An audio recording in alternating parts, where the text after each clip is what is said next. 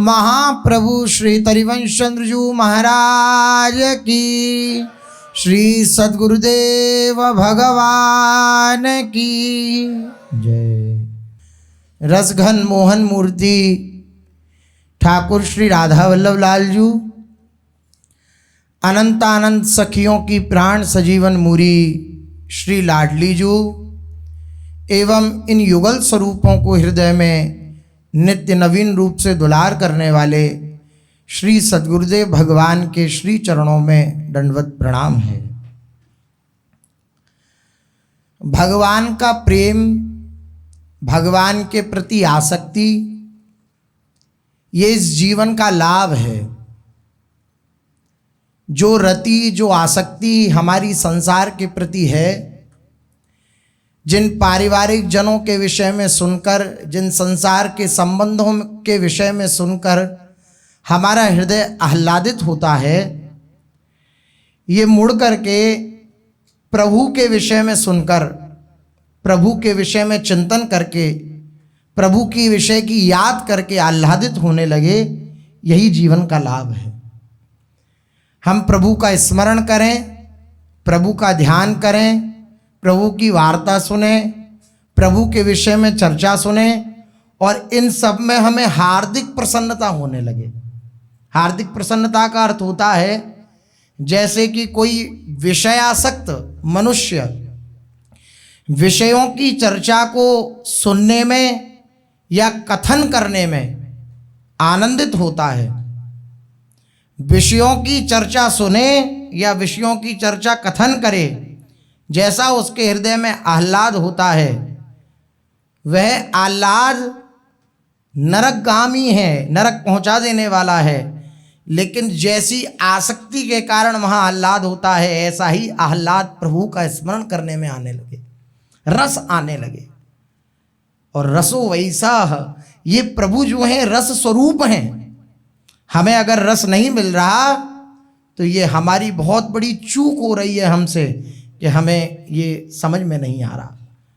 पारस में गुण है स्वर्ण कर देने का लोहे को, और कोई भी लोहा उसके निकट आएगा तो उसका सीधा सा प्रभाव है कि वह स्वर्ण कर देगा। लेकिन पारस के निकट आकर भी अगर लोहा स्वर्ण नहीं बन पा रहा तो उसका कारण है पारस और लोहे में कोई ना कोई अंतर है।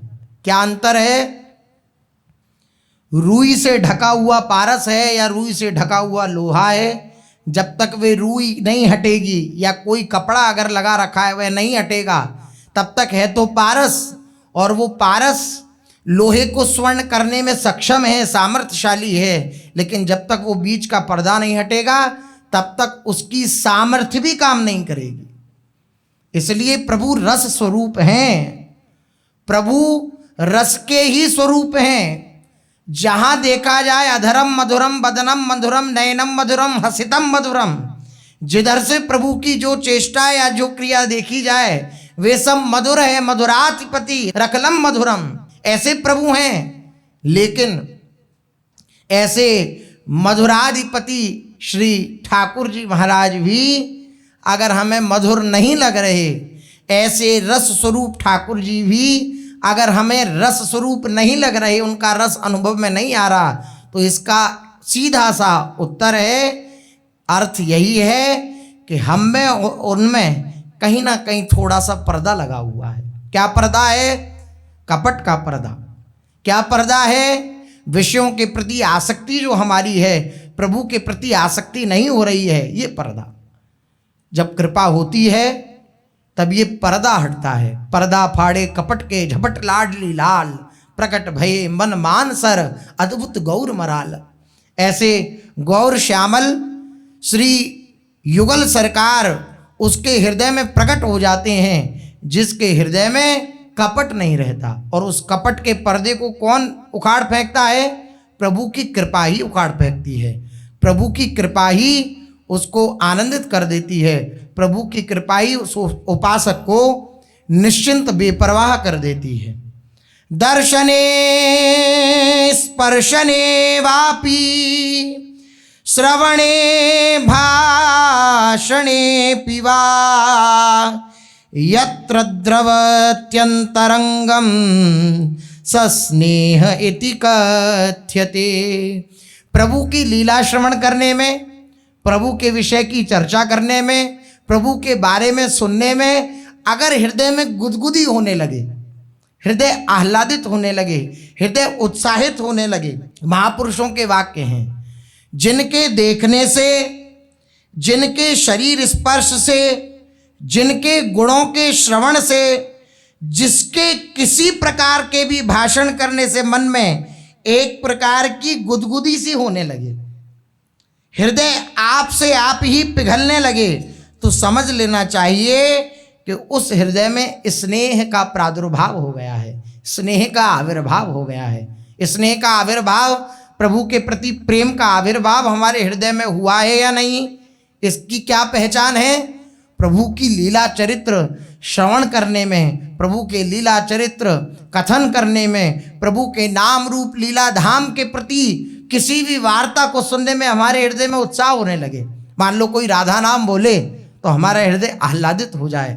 मान लो कोई धाम की चर्चा करने लगे, और कहीं हम ऐसी जगह हैं जहाँ कोई ऐसी चर्चा करने वाला ही नहीं है, लेकिन वहाँ पे भी ऐसी चर्चा होने लगे, तो हृदय में एक अजीब प्रकार से गुदगुदी होने लगी, कह रही ये तो मेरे प्यारे की चर्चा हो रही है, ये तो मेरे प्राण प्यारे की चर्चा हो रही है। तो इसका अर्थ यह है कि हमारे हृदय में प्रभु प्रेम स्वरूप से विद्यमान होने लगे हैं, प्रभु आसक्ति स्वरूप से बैठने लगे हैं, प्रभु आने लगे हैं हमारे हृदय में। इस बात से आह्लादित हो जाना चाहिए। प्रियालाल का नाम श्रवण करने से, प्रियालाल का नाम गायन करने से, या प्रियालाल की चर्चा करने से हृदय में अत्यंत आह्लाद होने लगे। कह रहे हैं जिसके देखने से, हमने बिहारी जी राधा वल्लभ लाल जी के दर्शन करे और दर्शन करते ही ऐसा लगा कि अनंत जन्मों की प्यास जो थी हमारी, उसको विश्रांति मिली, शांति मिली, तो समझा जाए कि प्रभु के प्रति आसक्ति हो गई है। वरना अनंत अनंत जीव आते हैं ठाकुर के दर्शन करने के लिए, परम सब सौभाग्यशाली हैं। प्रभु का दर्शन यह अमोघ है, सर्वत्र मंगल प्रदान करने वाला है। लेकिन एक दर्शन वह भी कर रहे हैं जो संसार से आए हुए हैं और शरीर संसार में ही आसक्ति रखते हैं, और एक दर्शन वह उपासक भी कर रहा है, वह निज भी कर रहा है कि जिसके हृदय में आसक्ति उत्पन्न है प्रभु के प्रति, और जब दर्शन कर रहा है तो उसके हृदय में अत्यंत आह्लाद हो रहा है प्रभु की आसक्ति के कारण। प्रभु की आसक्ति के कारण, प्रभु के हृदय में प्रभु के प्रति आसक्ति है, प्रभु के प्रति ममत्व है, तो उस आसक्ति के कारण उसको अत्यंत आह्लाद मिल रहा है प्रभु का दर्शन करने से।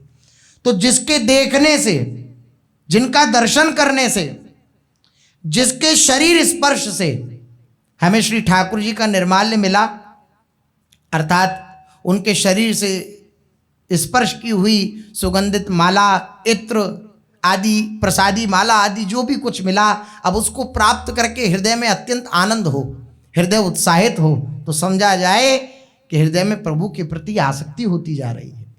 इसका अर्थ यह है प्रभु प्रेम स्वरूप से, आसक्ति स्वरूप से हमारे हृदय में विराजमान होने लगे हैं।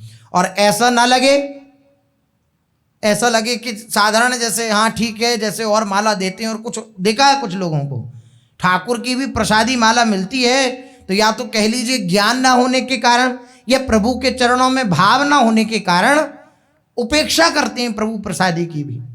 वे बहिर्मुख हैं, महान अपराध कर रहे हैं। ठाकुर की प्रसादी जैसे ही मिले उसे अपने वक्षस्थल से लगाए, अपने नेत्रों से लगाए, अपने मस्तक से लगाए, तुरंत अगर उसकी उपेक्षा करी तो ठाकुर की उपेक्षा करी, भगवान की उपेक्षा करी। अगर भगवान के निर्माल्य की, भगवान के प्रसादी वस्त्र आभूषणों की, भगवान की प्रसादी किसी भी वस्तु की अगर उपेक्षा करी तो ये भगवत अपराध है, भगवान का अपराध है। यह अपराध नहीं करना चाहिए। भगवान की जैसे ही कोई प्रसादी मिले तो तुरंत इस बात का विचार रखना चाहिए कि कहीं भी वह किसी के चरणों में ना आ गिरे। अब जैसे मान लो हम चतुरासी जी आदि का पाठ कर रहे हैं, गुरुदेव के द्वारा दी हुई सेवा है, अब हमें प्रसादी फुआ मिला, प्रसादी चंदन मिला, तो चंदन तो मस्तक पर लग गया, लेकिन प्रसादी फुआ मिला। अब हम फुए को ना हमने कान में विराजमान किया, ना यमुना जी का जो जाता है प्रवाहित होने के लिए, वहां पे भी विराजमान नहीं किया तो, और वह गिरा दिया उधर। अब वो चरणों में जिसके लगेगा उसको भी अपराध लगेगा और जिसने गिराया उसको भी अपराध लगेगा। भगवत प्रसादी कोई विनोद थोड़ी है, भगवत प्रसादी मजाक नहीं है। भगवत प्रसादी अगर मिली है तो बहुत सचेत होकर के उसका आदर करना चाहिए। अगर हमें मिला है तो हम तुरंत या तो ऐसे स्पर्श करके उसको लेना, अगर हम उसका आदर नहीं कर सकते तो अगर लें तो उसका आदर करें। जब तक फुआ का जो विराजमान करने का स्थान है वो कान पे रसिक जनों के द्वारा है कि यहाँ पर विराजमान कर लिया जाए, नहीं है तो अपनी वाणी जी के पास रखा है, उसके बाद हम यमुना जी का प्रवाहित करने के लिए उसको विराजमान करें। ऐसा नहीं कि कहीं भी पड़ा छोड़ दें, ये बड़ी त्रुटि है। भगवत प्रसादी के प्रति अगर महत्व बुद्धि नहीं है, भगवत प्रसादी के प्रति अगर लगाव नहीं है तो भगवान से लगाव कैसे होगा।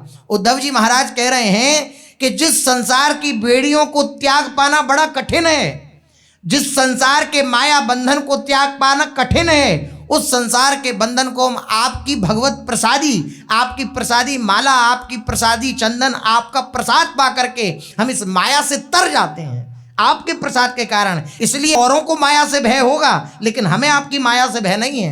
ये प्रसादी का आदर है, हम भगवान के प्रसाद का आदर करें। किसी प्रिय की वस्तु हमें प्राप्त हो जाए जिससे हम प्रेम करते रहो तो हम कितना उसे संजो के रखते हैं। कोई हमसे, संसार में भी देखा जाए, कोई हमसे प्रेम करने वाला हो, कुछ हमें दे दे तो हम उसे कितना संजो के रखते हैं, कितना उसे ध्यान से रखते हैं, कहीं भी किसी को भी उसे छूने नहीं देते। इसी प्रकार हम भगवान से प्रेम करने के मार्ग में भगवान ने हमें लगाया, हम भगवान से प्रेम करना चाहते हैं और भगवत प्रसादी वस्तुओं की हम उपेक्षा कर दें। भगवत प्रसादी वस्तुओं को बहुत बड़ा अपराध है। देखो, भगवत प्रसादी माला इंद्र को मिली, महापुरुषों की कृपा से इंद्र को मिली भगवत प्रसादी माला, और वो भगवत प्रसादी माला इंद्र ने उपेक्षित कर दी, उपेक्षा कर दी उसकी। क्या करा, अपने हाथी को पहना दिया ऐरावत को। अब हाथी तो हाथी है, उसने तो अपने सूंड से वो उतारी माला और कुचल दी। अब जो कुचल दी, अब जैसे ही जिन महापुरुष ने दी, उन्होंने देखा इंद्र को, तुरंत श्राप दे दिया, तू श्रीहीन हो जा, तू लक्ष्मीहीन हो जा। ये भगवत प्रसादी का अपमान है। भगवत प्रसादी को कभी भी इस भाव से नहीं। इसलिए या तो कब देखो, पूज्य सदगुरुदेव भगवान को अगर आप दर्शन करें तो कभी श्री राधा वल्लभ लाल की प्रसादी माला अगर धारण करते तो अचला पूज्य महाराज जी का ऐसे हो जाता है तुरंत, कि कहीं भी एक पुष्प भी अगर गिर गया तो किसी का पैर पड़ गया तो अपराध है नहीं। बहुत सावधानी के साथ भगवत प्रसादी वस्तुओं का सम्मान करना चाहिए। वो अब सच्चिदानंद स्वरूप हो गई हैं, वे प्रेम प्रदान करने में सामर्थ्य हो गई हैं। अगर उनका उपेक्षा करी, उनका अपमान किया तो उनका जो प्रभाव है वो आपको प्रभावित नहीं कर पाएगा। कृपा जो उनके द्वारा श्री जी देना चाह रहे हैं वह नहीं हो पाएगी। उपेक्षा नहीं करनी है। एक परमहंस स्थिति एक अलग होती है। हम उन महापुरुषों की, यद्यपि वह महापुरुष भी ऐसी शास्त्रों की आज्ञा को स्वीकार करके वैसा ही करते हैं जो शास्त्रोचित है, लेकिन महापुरुष जन अपने एक अलग राज्य में रहते हैं। अगर ऐसा प्रकट में दिखाई भी दे तो हमारे लिए वह अनुकरणीय नहीं है।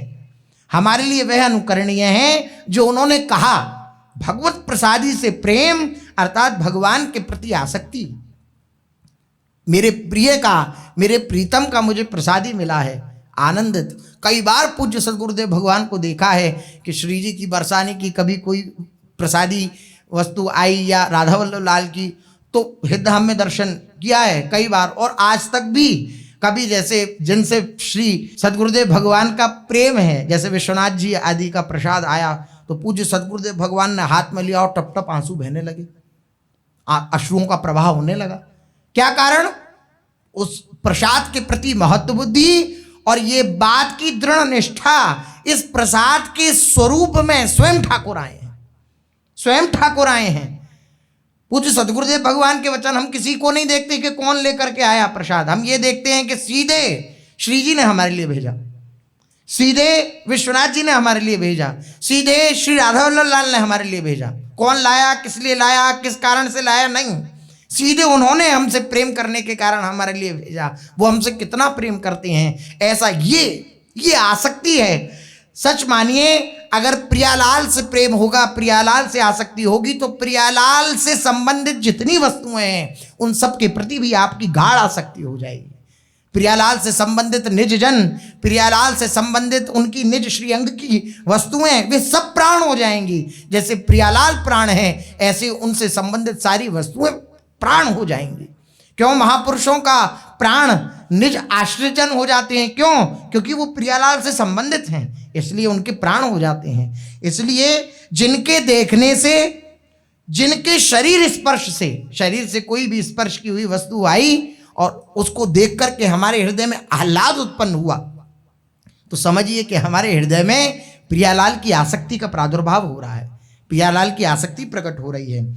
और जिनके गुणों के श्रवण करने से प्रियालाल की चर्चा हो रही है, मन ऊब नहीं रहा, मन आह्लादित हो रहा है हृदय में, अर्थात और आह्लाद उत्पन्न हो रहा है कि और श्रवण करने को मिले। अगर ऐसी स्थिति आ रही है, अर्थात प्रियालाल की आसक्ति हमारे हृदय में प्रकट हो गई। और जिसके किसी प्रकार भी भाषण से, किसी भी प्रकार से भाषण से, ये जो महापुरुषों की वाणी है, ये किनकी वाणी है? हम जिनसे प्रेम करने आए उन्हीं की वाणी है। हमारे प्रियालाल, हमारी इतनी योग्यता नहीं कि वे प्रत्यक्ष आकर हमसे वार्ता करें, तो वो गुरु रूप से हमसे वार्ता करते हैं। वही तो हैं, कोई दूसरा थोड़ी है। वो गुरु रूप से आकर के हमसे वार्ता करते हैं, हमारी हर परिस्थिति को समझते हैं और हमारी परिस्थिति के समाधान के लिए हमें उपाय बतलाते हैं। और उपाय बतलाने के बाद भी उस उपाय को हम ना करें, फिर भी उस परिस्थिति से हमें विलग कर देते हैं। ये अत्यंत उदार गुरुदेव हैं, जो श्री जी के ही स्वरूप हैं। उनकी वाणी श्रवण करने से, वे हमसे वार्ता कर लें, वे हमसे बात कर लें, तो हमारे हृदय आह्लादित हो उठे, ऐसा प्रतीत हो मानो स्वयं श्री जी ने हमसे सीधे वार्ता करी है। अगर ऐसा हो रहा है हृदय में, तो समझ लीजिए आपके हृदय में प्रियालाल के प्रति प्रेम जागृत हो रहा है उनकी कृपा से। हृदय आपसे आप ही पिघलने लगे, ये सब होने लगे और इन सब के होते हुए हृदय आप ही आपसे पिघलने लगे, तो समझ लेना चाहिए कि वहाँ स्नेह का आविर्भाव हो चुका है, स्नेह प्रकट हो गया है। स स्नेह इति कथ्यते, वही स्नेह है, वही प्रेम है। मनीषियों ने इस हृदय के पिघलने की प्रक्रिया को ही प्रेम बतलाया है। हृदय पिघलने लगे, हृदय द्रवित हो जाए। जैसे पूज्य श्री सद्गुरुदेव भगवान भाई जी की बात कहते हैं, शायद इसी को इश्क कहते हैं, जैसे कोई दिल को मसला करे, इसी को इश्क कहते हैं। और शायद पूरा उसे अनुभव नहीं है, क्योंकि प्रेम क्या है? अनिर्वचनीयम प्रेम स्वरूपम। तो वो अपने हृदय की अनुभव को वह कभी कह रहा है कि शायद जैसा मुझे अनुभव होता है, शायद इसी को प्रेम कहते हैं। क्या? कि उसके बारे में सुनने से, उसके बारे में सोचने से, उसके शरीर से स्पर्श की हुई वस्तुओं को अपने समीप पाने से जैसे हृदय में अत्यंत आह्लाद होने लगे, लगता है इसी को इश्क कहते हैं। हृदय उनके चिंतन में डूबने लगे, हृदय उनके चिंतन से ऊबे नहीं, हृदय प्रभु का चिंतन करने के लिए प्रयास न करना पड़े, हृदय में सहज चिंतन चलने लगे। सहज चिंतन उसी से चलता है जिसकी आसक्ति होती है हृदय में। सहज चिंतन चलने लगे। प्रियालाल के चिंतन में जो मदमस्त हैं, उनके प्रति हृदय में अत्यंत अत्यंत आसक्ति प्रकट हो जाए, तो समझ लीजिए प्रियालाल की आसक्ति हमारे हृदय में प्रकट हो गई है। जो उनसे संबंधित निज जन हैं, उनके प्रति भी हमारे हृदय में आसक्ति प्रकट हो जाए। इनके बिना नहीं रह सकता मैं। देखो महापुरुषों ने कहाँ तक वर्णन कर दिया, राम तजूं पर गुरु न विसारूं। मैं भगवान को भूल सकता हूं, भगवान को छोड़ सकता हूं, लेकिन गुरुदेव को नहीं छोड़ सकता। अगर ठाकुर जी आकर मेरे सामने हो कहें कि देखो गुरुदेव ने तुम्हें जो मंत्र दीक्षा नाम दिया था, उसका फल है मेरी प्राप्ति, अब तुम छोड़ो गुरुदेव का स्मरण, गुरुदेव को, हम तुम्हारे सामने प्रत्यक्ष हैं, तो वो महापुरुष जन कह रहे हैं कि मैं आपको छोड़ सकता हूं, लेकिन गुरुदेव को नहीं छोड़ सकता। क्यों? क्योंकि आप तो मुझसे दूर थे अब तक, मैं कितना भी पुकारता था आप नहीं आते थे, लेकिन गुरुदेव ने जो मुझे दिया उसके प्रभाव से आप मेरे सामने प्रत्यक्ष हो गए। इसलिए गुरुदेव आपसे भी ज़्यादा मेरे लिए आदरणीय है, आपसे भी ज़्यादा मेरे लिए जीवन धन है। इसलिए मैं आपको तो छोड़ सकता हूँ, लेकिन गुरुदेव को नहीं छोड़ सकता। क्योंकि वह उपासक भी जानता है कि अगर ऐसी गुरु निष्ठा होगी तो वो भले ही कहे कि मैं आपको छोड़ सकता हूँ, गुरु को नहीं छोड़ सकता, प्रभु इसका बुरा नहीं मानेंगे। प्रभु कहेंगे अच्छा ऐसा गुरु निष्ठा है, देख तू गुरुदेव के लिए मुझे छोड़ सकता है, गुरुदेव को नहीं छोड़ सकता, तो देख मैं तुझे नहीं छोड़ सकता। वो सदा ऋणी होकर के, सदा दास होकर के उस उपासक की चर्या में लग जाते हैं, उसकी सेवा में लग जाते हैं, प्रभु सेवा में लग जाते हैं। वे अत्यंत उदार हैं, अत्यंत करुणामय हैं। उनके प्रति आसक्ति जागृत हो जाए, वह ऐसा निर्वहन करते हैं, उनके निर्वहन की बात क्या कहा जाए। सारा जग अगर दोषी कह दे तब भी श्री ठाकुर जी महाराज उस उपासक को दोषी नहीं समझते जो उनकी शरण में आ गया है। अरे औरों की तो बात छोड़ो, सिया जी पर जिनने लालछन लगा दिया, प्रभु साकेत जा रहे हैं इस धराधाम को छोड़ करके, तो सबसे पीछे खड़ा है, बुलाया श्री रघुनाथ जी ने, पास आओ, क्यों खड़े हो, जाना नहीं, मैं कहाँ इस योग्य हूं। रो रहा है, श्री किशोरी जी का अपराध, रो रहा है, नहीं नहीं चलो बैठो। तो सब जितने भी और भी थोड़े थोड़े दूर, यद्यपि प्रभु की करुणा को देखकर आह्लादित हैं, लेकिन फिर भी पहुंचे, साकेत का द्वार खुला, सब अंदर प्रवेश कर गए, केवल और केवल धोबी रह गया बाहर। अब श्री रघुनाथ जी बोले, तुम क्यों नहीं अंदर आते? तो द्वारपालों ने रोक दिया कि महाराज आप मर्यादा पुरुषोत्तम हैं, आप अब तक मर्यादा का पालन किया है, तो हमें क्यों नहीं करने देते? ये किशोरी जी का अपराधी है, बिना किशोरी जी की कृपा से कोई साकेत में प्रवेश नहीं कर सकता, ये अपराधी है, हम इसे प्रवेश नहीं करने देंगे। तो सारे जितने ब्रह्मादिक देवता थे उन सबने भी मुंह सकोड़ लिया कि कहीं ऐसा ना हो भगवान कहते हैं कि अमुक लोक में भेज दो। तो बोले हम इसे, यमराज जी ने भी कह दिया कि हम भी इसे अपने लोक में नहीं रखेंगे, नरक के लायक भी नहीं है ये, इसने किशोरी जी का अपराध किया है। ठाकुर जी को आवेश आया, अरे ये रो रहा है, ये दैन्य है, और तुम जानते नहीं जो दैन्य है वही वाहन है, ये दैन्य है, देखो कैसा रो रहा है, ये मेरी शरण में है, तुम कहीं भी नहीं आने दोगे, साकेत में अगर इसका प्रवेश नहीं होगा तो मैं घोषणा करके कहता हूं कि इस धोबी के लिए मैं नए साकेत की रचना कर दूंगा, नया साकेत बना दूंगा इसके लिए। ऐसे प्रेम करने वाले हैं श्री ठाकुर जी। रो पड़ा धोबी, चरणों में गिर पड़ा, मुझ जैसे अपराधी को मैं इस योग्य हूं कि मुझे कोई स्वीकार ना करे। तो ठाकुर जी बोले, जो इस योग्य होता है जिसे कोई स्वीकार ना करे उसे मैं स्वीकार करता हूं, उसे अंगीकार करता हूं। ऐसे प्रभु को प्राप्त करके, ऐसे प्रभु में अगर हम आसक्ति न करें, उनकी लीला श्रवण करने में, उनकी लीला कथन करने में, उनके विषय में गायन करने में, उनके विषय में चिंतन करने में अगर हमें अरुचि हो तो हमारे जीवन को धिक्कार है, हमारे जीवन को धिक्कार है। इसलिए अगर हमारी आसक्ति उनके चरणों में नहीं हो पा रही, उनके प्रेमी जनों को देख करके हमारा हृदय पिघल नहीं रहा, उनकी लीला चरित्रों को श्रवण करने से हमारा हृदय पिघल नहीं रहा, तो हम उनसे बार बार प्रार्थना करें, हे नाथ आपसे हमारा प्रेम हो, आपसे हमारी आसक्ति हो, क्योंकि आपकी उदारता से ही मुझ जैसे मुझ सरीखे पापी का उद्धार हो सकता है। अन्यथा ये संसार तो मुझे पहले से ही त्याग चुका है, ये मुझे अगर स्वीकार कर भी लेगा तो मेरा इस जगत से कल्याण नहीं कर सकता, इस जगत के दुख को, इस जगत से प्राप्त जो दुख है उसको नहीं मिटा सकता ये संसार, अगर जो मुझे स्वीकार भी कर लेगा। मेरे तो जीवन के धन आप ही हो, मेरे जीवन सर्वस्व आप ही हो, आप में वही सामर्थ्य है कि मुझ सरीखे पापी को, मुझ जैसे उद्दंड को स्वीकार करके आप अपनी गोद में बिठा सकते हो, और कोई नहीं है, कोई नहीं है, कोई नहीं है। इसलिए प्रभु से हम प्रार्थना करते रहें। चलते हैं, महाप्रभु श्री हरिवंश चंद्र जी महाराज के आश्रित जनों की चर्चा अपने लोग कथन श्रवण कर रहे हैं, उनसे जो प्रेम करते हैं ऐसे महापुरुषों की लीला चरित्रों का कथन श्रवण अपने जन कर रहे हैं, जिसमें श्रीपाद प्रबोधानंद जी के लीला चरित्र का अपने लोग कथन श्रवण कर रहे हैं। श्रीपाद प्रबोधानंद जी जो श्री प्रकाशानंद जी महाराज, प्रकाशानंद जी जो हैं ये काशी में विराजमान हैं, और इन्हीं के भतीजे श्री गोपाल भट्ट जी महाराज, जिन्होंने श्री राधा रमन लाल जी को प्रकट किया, अपने भतीजे गोपाल के प्रति इनकी बड़ी आसक्ति थी, क्योंकि बड़े भाई के पुत्र थे श्री गोपाल भट्ट जी, तो बड़ी आसक्ति थी और बड़ा ये चाहते थे, यद्यपि सन्यासी थे लेकिन चाहते थे कि ये प्रकांड विद्वान बने, इसके जीवन में, इसके दिमाग में बड़ी कौशलता है, तो इस कौशलता को ये लगावे और बहुत बड़ा विद्वान बने, ऐसी इनकी आकांक्षा थी कि बहुत बड़ा विद्वान बनेगा। लेकिन श्री चैतन्य महाप्रभु की कृपा से श्री गोपाल भट्ट जी महाराज वृंदावन के लिए प्रस्थान कर गए। वृंदावन को अपना जीवन मान लिया और आजीवन वृंदावन में निवास किया श्री गोपाल भट्ट जी ने।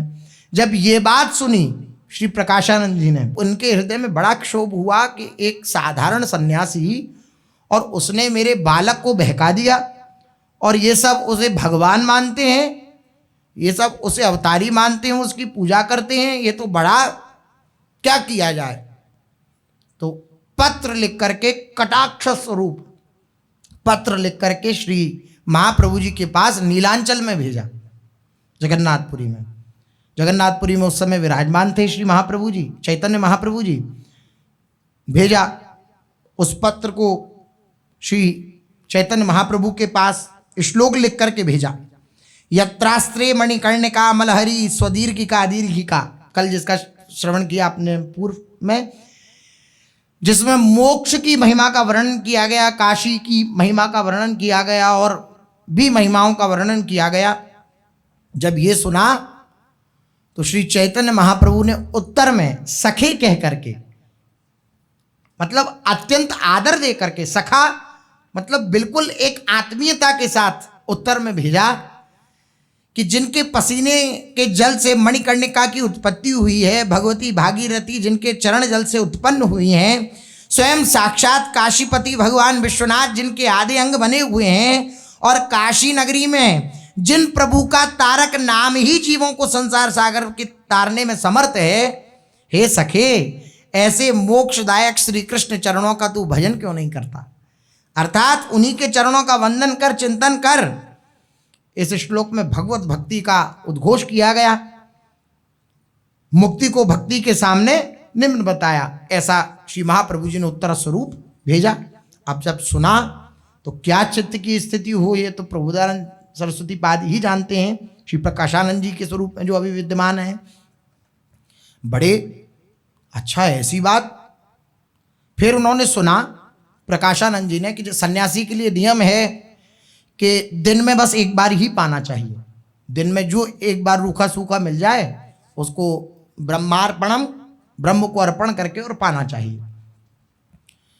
अब सुना कि बागवार भगवत प्रसादी जो कोई दे देता है तो श्री चैतन्य महाप्रभु जी उसे आरोगते हैं, ग्रहण करते हैं।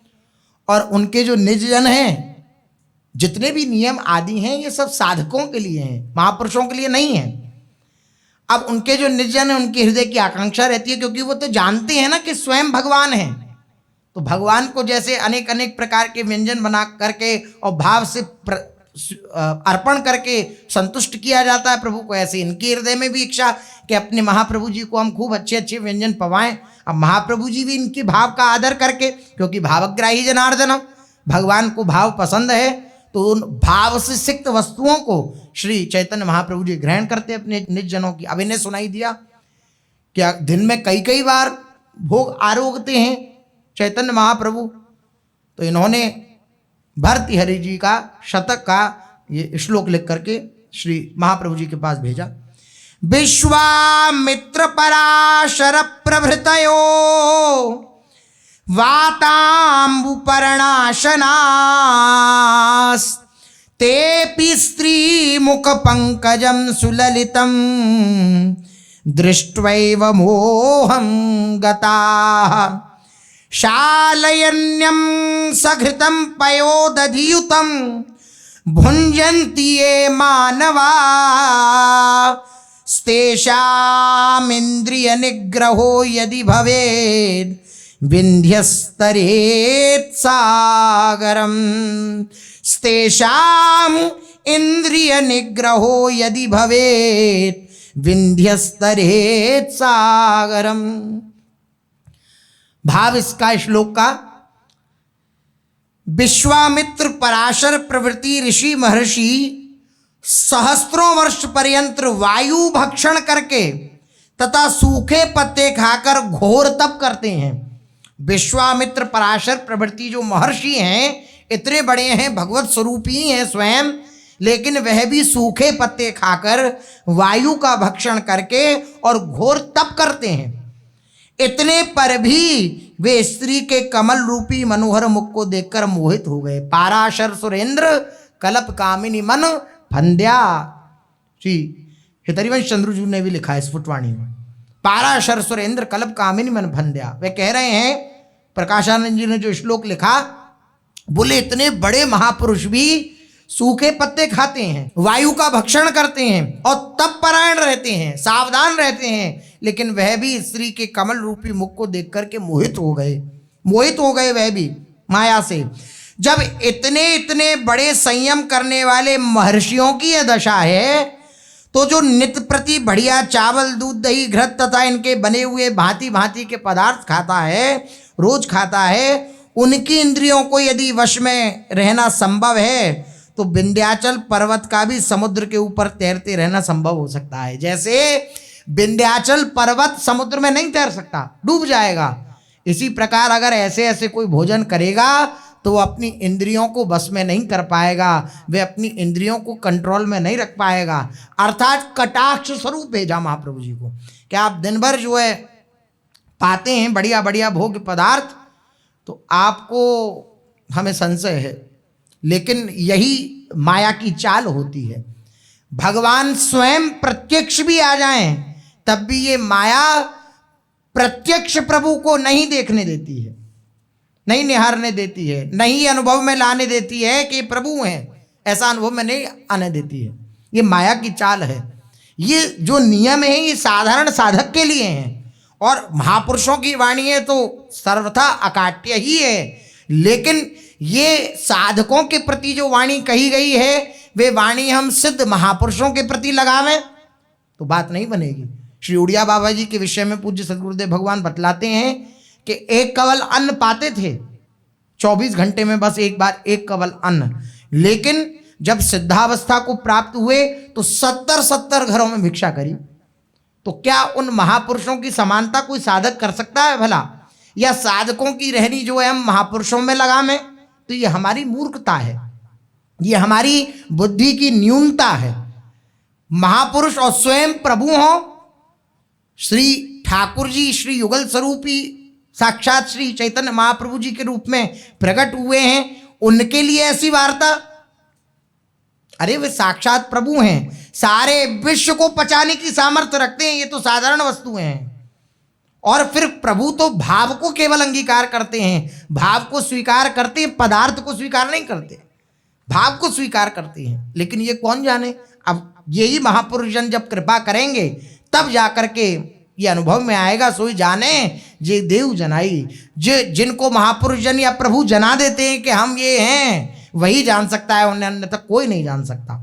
ऐसी बहिर्मुख वृत्ति देखी प्रकाशानंद जी की। श्री महाप्रभु जी ने दर्शन किया, लेकिन जैसे बालक की गलतियों को माता पिता बिल्कुल उपेक्षित कर देते हैं, केवल उसके सुधार के लिए उसको डांट फटकार आदि लगाते हैं, अन्यथा बालक की गलती माता पिता के सामने कुछ नहीं होती है, वह केवल अपने हृदय के वात्सल्य के द्वारा उसका पोषण करते हैं। ऐसे महापुरुषजनों का उदार हृदय होता है।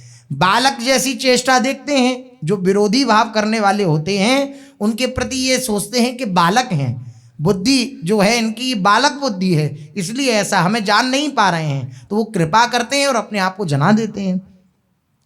महाप्रभु ने इस श्लोक को पढ़ा और पढ़ते ही, अब चूंकि आचार्य चरण हैं, आचार्य स्वरूप में प्रकट हुए हैं, तो जो पाते थे उनके हृदय में ऐसी बात आई, अंदर से तो मुस्कुराए, लेकिन बाहर से ऐसा लगा कि हाँ ये बात ठीक कह रहे हैं प्रकाशानंद जी, हमें ऐसा नहीं करना चाहिए, हम सन्यासी, हमें पूरे दिन नहीं पाना चाहिए। बहुत सरल होते हैं। महाप्रभु ने श्लोक को पढ़ा और पढ़ते ही उन्हें कुछ लज्जा सी आई और विरक्त भाव से उन्हें ये पत्र स्वरूप दामोदर के हाथ में दे दिया। विरक्त भाव से स्वरूप दामोदर जी ने कुछ रोष स्वर में कहा कि मैं इसका अभी उत्तर देता हूं महाप्रभु जी। महाप्रभु जी ने अत्यंत ही सरलता पूर्वक कहा कि इसका उत्तर हो ही क्या सकता है, गाली का उत्तर क्या होता है, गाली। अगर उन्होंने इस प्रकार से वार्ता लिखी है तो तुम भी इस प्रकार से ही वार्ता लिखोगे, तब तो उत्तर होगा, और ये साधु के लिए शोभनीय नहीं है। विवेकी पुरुष गाली देना उचित नहीं समझते, इसलिए वे दूसरों की गाली सुनकर मौन हो जाते हैं। वे कैसी भी गाली का उत्तर नहीं देते हैं। किसी भी प्रकार की कोई गाली दे, अपशब्द कहे, तो विवेकी पुरुष जो होंगे वो उसका उत्तर नहीं देंगे, क्योंकि वह अपना मुख मलिन थोड़ी करेंगे। इसलिए अब इसका उत्तर देने की कोई आवश्यकता नहीं है।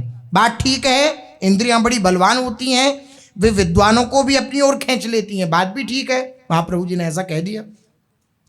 अब महाप्रभु की आज्ञा से उस समय तो सभी भक्त चुप रह गए, किंतु सभी में महाप्रभु के समान सहनशीलता तो नहीं हो सकती। जैसे महाप्रभु जी सहनशील हैं, ऐसे सबके अंदर तो सहनशीलता होती नहीं, और गुरु के प्रति अगर सुनना पड़े तो सहनशीलता होनी भी नहीं चाहिए। शिष्य का यही कर्तव्य है, नहीं होनी चाहिए। अगर हम में सामर्थ्य है तो हमें तुरंत उत्तर दे देना चाहिए या वहां से उठकर चले जाना चाहिए। दो प्रक्रियाएं बताई गई हैं। इसलिए भक्तों ने प्रभु के परीक्षा में नीचे का श्लोक लिखकर प्रकाशानंद जी के पास इस श्लोक का उत्तर भेज दिया। अब जितने भी थे और सब प्रकांड विद्वान थे, सब ने श्लोक की रचना करी और भेज दिया। सिंहो बली द्विरदशूकर मांस भोजी संवत्सरेण कुरुते रति में कवारम पारावतस्तृण शिखा कण मात्र भोगी कामी भवे दनुदिनम वद कोत्र हेतु। कटाक्ष किया था ना महाप्रभु जी के ऊपर प्रकाशानंद जी ने कि इंद्रियों को कोई अपने वश में नहीं रख सकता अच्छे अच्छे पदार्थ पा करके। तो उसी के कटाक्ष में महाप्रभु जी के निज जनों ने प्रत्युत्तर भेजा प्रकाशानंद जी के, और बड़ा विलक्षण अकाट्य लिखा कि महाबली सिंह शूकर और हाथियों का पुष्टकारी मांस ही खाता है। सिंह जो है वो हाथियों का और सूगरों का मांस खाता है, उसका भोजन ही मांस है। वह उस मांस को खाता है और वर्ष में केवल एक बार ही काम क्रीड़ा करता है। तो अगर तुम ये कहते हो कि ऐसे पदार्थ खाने से, अर्थात ये जो बहुत ज़्यादा जीव को स्वाद देने वाले पदार्थ हैं, इन्हें खाने से काम वृत्ति बढ़ती है, तो आप बताओ ये तो मांस खाता है, तले भुने हुए शाकाहारी भी नहीं, मांस खाता है सीधा। उस मांस को खा करके भी वर्ष में एक बार उपभोग करता है, काम क्रीड़ा करता है। किसी किसी का कथन है कि सिंह संपूर्ण आयु में एक ही बार रति करता है, कई अनेक अनेक मतावलंबी हैं। तो ऐसा इसके विपरीत जो कबूतर है, कपोत है, वो साधारण तृणों के अग्रभाग तथा कंकड़ आदि को ही खाकर जीवन निर्वाह करता है। जो कबूतर है उसका भोजन है कि साधारण तृण खाना आदि ये सब बस, फिर भी नित्य प्रति काम क्रीड़ा करता है। कपोत के समान कामी पक्षी दूसरा कोई है ही नहीं, वे दिन में अनेकों बार रति करता है।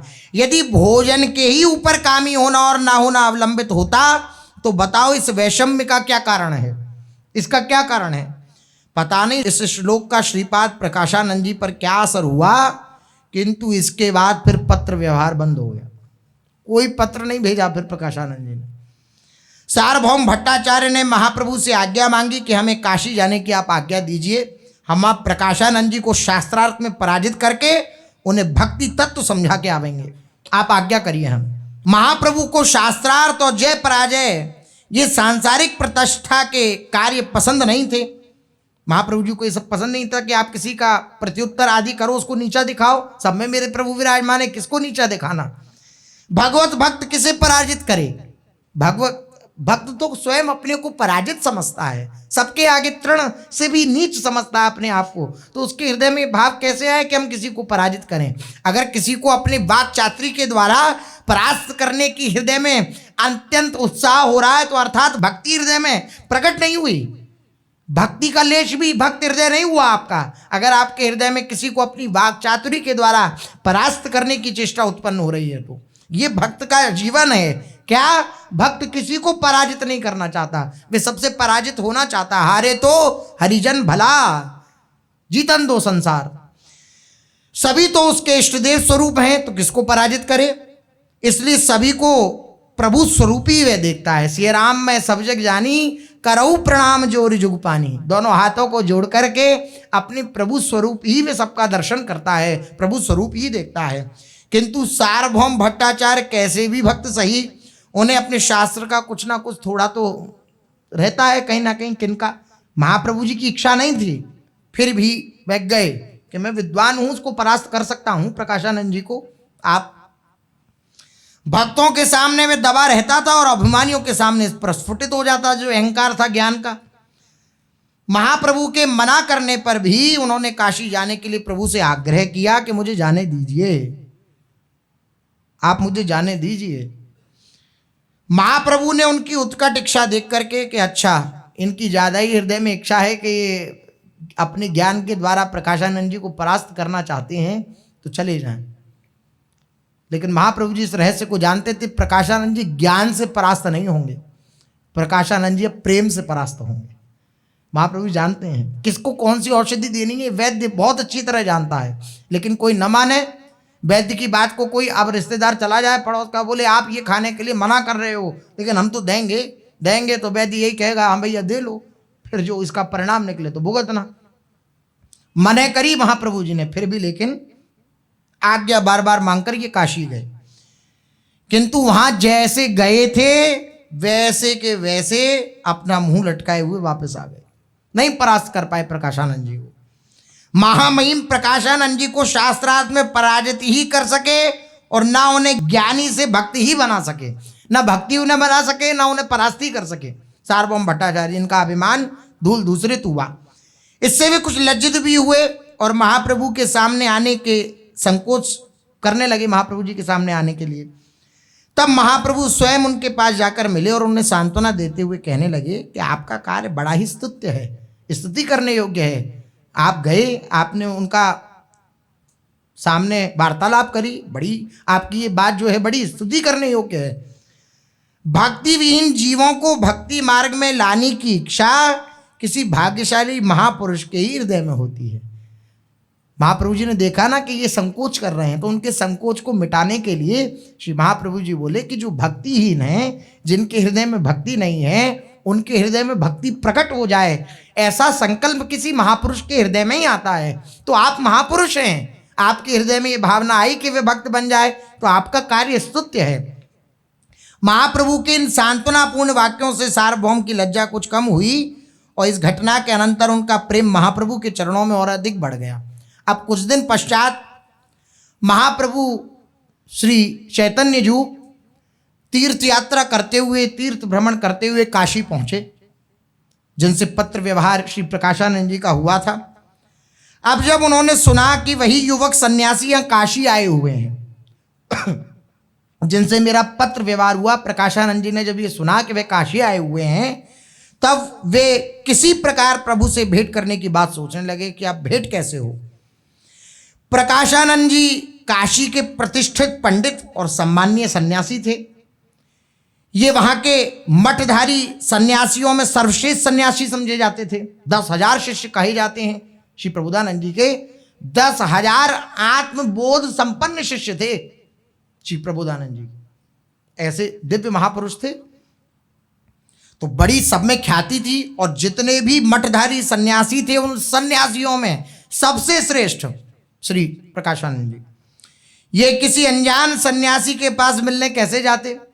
इस कारण अपने को प्रसिद्ध पंडित और प्रतिष्ठित समझने वाले दंडी सन्यासी प्रकाशानंद जी प्रभु से मिलने नहीं गए। यद्यपि प्रभु के निवास स्थान से प्रकाशानंद जी का मठ कोई बहुत दूर नहीं था, लेकिन फिर भी मिलने नहीं गए। उनका मठ भी बिंदु माधव के समीप ही था और प्रभु भी उधर ही तपन मिश्र के यहाँ ठहरे हुए थे। तपन मिश्र काशी में उनके यहाँ ठहरे हुए थे महाप्रभु जी। महाप्रभु ने स्वयं उनके पास जाने की आवश्यकता नहीं समझी, क्योंकि महाप्रभु बड़े ही संकोची स्वभाव के थे, तो वे स्वयं नहीं गए। बड़ों के सामने बोलने में उन्हें बड़ा संकोच होता था। देखिए महाप्रभु जी बड़ों के सामने बोलने में उन्हें बड़ा संकोच होता था। ये जब प्रभु स्वयं आचरण करके दिखाते हैं तो वो दिखाते हैं कि कैसे कैसे सबको बड़ा माना जाता है। ऐसे बड़े मानो कि उनके सामने बोलने में भी हमें संकोच हो। एक बार भी ये भाव नहीं आया कि देखो अमुक ने हमसे प्रश्न उत्तरी करी थी तो लाओ उसे अब हम समझा के हमें, बिल्कुल कोई भावना नहीं हृदय में। संकोच स्वभाव के कारण कि बड़े के सामने हम कैसे जाएं, तो छोटे के सामने जाते हैं महापुरुष जन, बड़े के सामने नहीं जाते। इसलिए छोटा बनना ज्यादा जरूरी है, बड़ा बनना नहीं। एक महापुरुष थे, वह पहुंचे किसी महापुरुष के पास, तो उन्होंने आसन पे बैठाने, क्योंकि वृद्ध थे, तो उन्होंने कहा आप आसन पे बैठे हैं, आप बड़े हैं, तो बोले अरे राम राम, आप बड़े मत कहिएगा आप दोबारा हमें। बोले क्यों महाराज? बोले आप जानते नहीं बड़े कैसे बनते हैं? बोले कैसे बनते हैं? बोले पहले दाल को भिगोया जाता है, फिर दाल को भिगोने के बाद उसको पीसा जाता है, फिर उसमें विचित्र प्रकार के मसाले मिर्च आदि डाली जाती है, और फिर उसे गरम गरम खौलते हुए तेल में डुबोया जाता है, तब बड़े बनते हैं। खाने वाले भी बड़े होते हैं। बोले हमें आप इतना कष्ट देना चाहते हैं बड़े बनाकर, हमें बड़े मत बनाइए। तो महापुरुषों के हृदय में दैन्यता होती है विचित्र कोटि की। बोले हम बड़े नहीं बनना चाहते, हम तो छोटे ही बने रहना चाहते हैं। तो महाप्रभु जी बोले कि वह तो बड़े हैं, अब बड़े हैं तो उनके पास कैसे? महापुरुषों की अपनी अपनी अलग एक परिभाषाएं होती हैं। अब बड़े की परिभाषा पहली बार सुनी कि बड़े, तुम बहुत बड़े बन जाओ। तो बड़े बनने के लिए ये सब प्रक्रियाएं हैं, फिर मिर्च मसाले डाले जाएंगे, कढ़ाई आम भूना जाएगा, तब बड़े बनोगे। इसलिए उन्होंने सोचा उनके पास जाएंगे तो कुछ ना कुछ वाद विवाद छिड़ जाएगा, इसलिए जाना उचित नहीं है। इसलिए वे भी उनके पास नहीं गए और 10-12 दिन ठहरकर श्री वृंदावन को चले गए। वृंदावन से लौटकर प्रभु 2 महीनों तक काशी में रहे। इस प्रवास में प्रभु बहुत ही साधारण सन्यासी की तरह रहते थे। वे ना तो कहीं बाहर भिक्षा के लिए जाते और न सन्यासियों के दर्शनों को जाते। केवल चंद्रशेखर के घर से गंगा स्नान को और विश्वनाथ जी के दर्शनों को जाते और तपन मिश्र के घर भिक्षा करके वहीं भगवान नाम संकीर्तन और जप करते रहते। ऐसी दिनचर्या थी श्री महाप्रभु जी की काशी में। इसलिए उनके 2-4 अंतरंग भक्तों को छोड़कर प्रभु की महिमा किसी पर प्रकट नहीं हुई। प्रकाशानंद जी मनी मन सोचते, सचमुच ये कोई अजीब ही सन्यासी हैं। प्रभाव होता है, महापुरुषों की रहनी का प्रभाव होता है। हमारे साथ इतना परिचय होने पर भी ये हमारे मठ में नहीं आता। अजीब सन्यासी है। परिचय तो है ही, पत्र व्यवहार हुआ है तो परिचय तो हुआ और प्रत्युत्तर भी आया है, तो परिचय तो है ही, फिर भी नहीं। और न सन्यासियों की सभा में ये सम्मिलित होते हैं। क्या विचित्र बात है। अवश्य ही कोई विलक्षण पुरुष है। अब प्रभाव पड़ा इस बात का प्रकाशानंद जी के चित्त पर। जो महाराष्ट्रीय ब्राह्मण प्रभु के चरणों में अत्यधिक अनुराग रखते थे, उनका घर श्री प्रकाशानंद जी के मठ के समीप ही था। वे प्राय उनके पास जाया आया करते और उनका यथाशक्ति द्रव्यादि से सेवा शुश्रूषा भी किया करते। जब जब महाप्रभु का प्रसंग छिड़ता तब तब प्रकाशानंद जी प्रभु के ऊपर कटाक्ष करते और उनके निंदा सूचक शब्दों का प्रयोग भी कर बैठते उनसे वार्ता करने में। वैसे उनका हृदय सरस था, कवि प्रकृति के थे, भावुक थे, मिलनसार भी थे, प्रणय के एकांतिक उपासक भी थे। किंतु अभी तक उनकी भावुकता को अद्वैत वेदांत की प्रखर युक्तियों ने प्रच्छन्न कर रखा था, इसलिए वो प्रकट नहीं थी। अभी तक उनकी सरसता और प्रणयोत्सुकता प्रस्फुटित नहीं हुई थी। श्री पाद प्रबोधानंद जी वाणी अगर दर्शन करें श्री वृंदावन महिमामृत, तो अद्भुत वाणी, अद्भुत विद्वता से झलकती हुई वाणी, अद्भुत भाव से झलकती हुई वाणी और अद्भुत लीला रहस्य को प्रकट करने वाली वाणी है श्रीपाद प्रबोधानंद जी की। प्राय देखा जाता है कि ऐसे भारी विद्वानों की भावुकता किसी परम भावुक महापुरुष के संसर्ग से एकदम विकसित हो जाती है। संसर्ग चाहिए रहता है बस और विकसित हो जाता है, छुपा हुआ प्रेम वो प्रकट हो जाता है। इसी प्रकार स्वामी प्रकाशानंद जी की भी ललित वृत्तियां श्री चैतन्य चरणों के दर्शन से ही विकसित हुई। अंत में उन्होंने श्री चैतन्य के गुणगान में इतनी सुंदर कविता लिखी जिससे कठोर से कठोर भी हृदय द्रवीभूत हो सकता है। इनके बनाए हुए श्री काव्य की जितनी भी प्रशंसा की जाए उतनी ही कम है। उस महाराष्ट्रीय सज्जन ने एक दिन बातों ही बातों में स्वामी जी से कहा कि स्वामिन, उन बंगाली वैद्य के यहाँ जो सन्यासी ठहरे हुए हैं उनके चेहरे में कितना भारी आकर्षण है, जो एक बार उन्हें देख लेता है वह उनका बन जाता है। जो जाता था महाराष्ट्रीय सज्जन श्री प्रकाशानंद जी के समीप, उसने भूरी भूरी प्रशंसा करी श्री महाप्रभु जी की कि जो भी उनका दर्शन करता है एक बार भी वो उनका होकर रह जाता है। उनकी वाणी में अपार करुणा है। भगवत गुणगान करते करते वे मूर्छित हो जाते हैं, एकदम तन्मय होकर श्री कृष्ण कथा कहने लगते हैं। प्रकाशानंद जी ने कहा, अरे क्या हम उन्हें जानते नहीं हैं? खूब जानते हैं अच्छे से हम उन्हें, हमें मत बताओ। वे कोई आकर्षण मंत्र जानते हैं, कोई ऐसा उन्हें मंत्र पता है, मोहिनी मंत्र, कि वो उसका अंदर से गायन करते हैं, पाठ करते हैं, और जितने लोग उनके पास जाते हैं वो उनके बन के रह जाते हैं। कोई मंत्र संत्र जानते हैं वो टोना टोटका। हाँ, इसी से तो उन्होंने सार्वभौम जैसे विद्वान को बहका लिया। हम जानते हैं सब उनके बारे में, किंतु यहां उनकी दाल नहीं गलने वाली है, हमें नहीं वो बहका सकते हैं। इस विश्वनाथ जी की पुरी में उनकी भक्ति को कोई बिल्कुल भी ना पूछे, किसी भी प्रकार से ना पूछे उनकी भक्ति को। यहां पर नाचने वाले ना मिलेंगे। अब प्रकाशानंद जी अपने सन्यास की ठसक में बोले यहां नाचने, क्योंकि महाप्रभु जी उत्ताल नाम कीर्तन करते हुए नाचते थे कूद कूद के, तो कटाक्ष कर रहे हैं प्रकाशानंद जी कि यहाँ नाचने वाले नहीं मिलेंगे। यहाँ भावुक और भोले वाले अनपढ़ आदमी नहीं है। यहाँ के जितने भी निम्न कोटि के भी लोग हैं अगर काशी के, तो वो सब ब्रह्मबोध संपन्न हैं, सब ब्रह्म ज्ञान की बातें जानते हैं।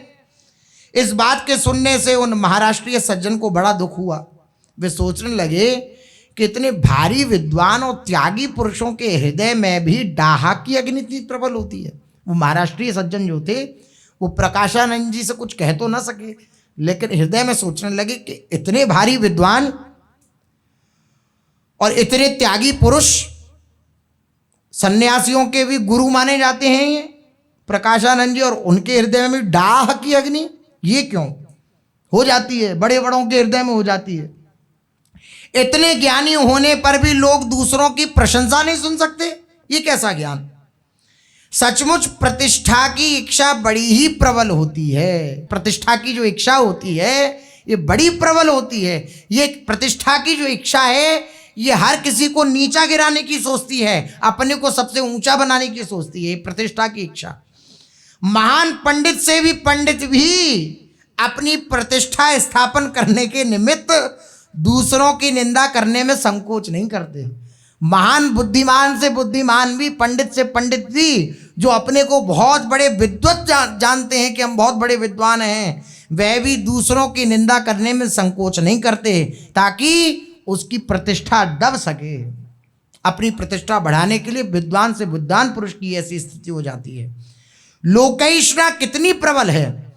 दूसरे दिन दुखी चित्त से उस भावुक सज्जन ने महाप्रभु से सभी बातें कही और वे करुण स्वर में कहने लगा कि महाप्रभु जी के पास पहुंचा महाराष्ट्रीय सज्जन, और उसने सारी बात कही और बड़े करुण स्वर में बोला, प्रभु स्वामी जी कहते थे यहाँ उनकी भक्ति को कोई दो कौड़ी की भी नहीं पूछेगा। मुझे बड़ा क्षोभ हुआ इस बात से। महाप्रभु जी ने कहा हमें दो कौड़ियों का करना भी क्या है, कोई ना पूछे तो। महापुरुषों की एक, हमें दो कौड़ियों का करना भी क्या है, मुफ्त तो कोई लेगा, हम तो वैसे ही लुटा देंगे। हमें तो दो कौड़ी भी नहीं चाहिए, हम तो फ्री में लुटा देंगे, मुफ्त में लुटा देंगे। इस पर भी कोई ना लेगा तो फेंक कर चले जाएंगे। इस पर भी अगर कोई नहीं लेगा तो हम फेंक कर चले जाएंगे, कभी तो कोई उठा ही लेगा। प्रभु के ऐसे सरल और विद्वेष से रहित, मतलब द्वेष नहीं है बिल्कुल, वार्ता में कोई भी ऐसी चेष्टा नहीं। श्री महाप्रभु जी ने परम विद्वेष से रहित होकर के और सरल भाव से उत्तर दिया। उस उत्तर को सुनकर महाराष्ट्रीय सज्जन की श्रद्धा श्री महाप्रभु जी के चरणों में और भी अधिक बढ़ गई और वो सोचने लगे कि जब इनकी एक एक बात का मेरे ऊपर इतना प्रभाव पड़ता है, तब यदि प्रकाशानंद जी से इनका साक्षात्कार हो जाए, मिलन हो जाए, तब तो प्रकाशानंद जी का उद्धार ही हो जाएगा। सूखी तबीयत के नहीं है, प्रभु से बातें करते ही वे पानी पानी हो जाएंगे और सभी निंदा करना भूलकर इनके सेवक बन जाएंगे। किंतु इन महापुरुषों की दोनों की भेंट कैसे हो? वे यहाँ आवेंगे नहीं, प्रभु वहाँ जाने के लिए राजी नहीं होंगे, कैसे भेंट हो? क्या उपाय किया जाए? अब क्या उपाय करेंगे महाराष्ट्रीय सज्जन, वो देखते हैं आगे, शेष चर्चा आगे। श्री राधा वल्लभ लाल की।